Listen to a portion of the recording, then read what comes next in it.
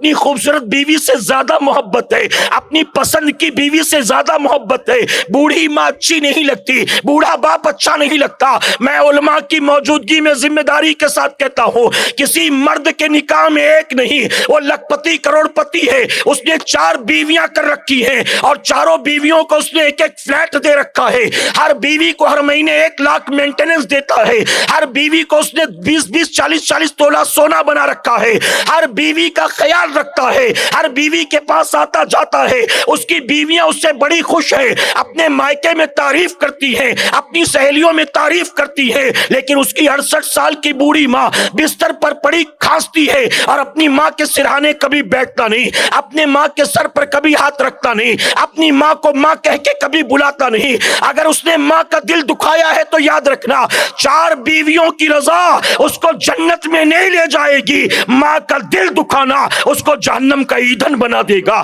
اس کو جہنم کی آگ تک پہنچا دے گا۔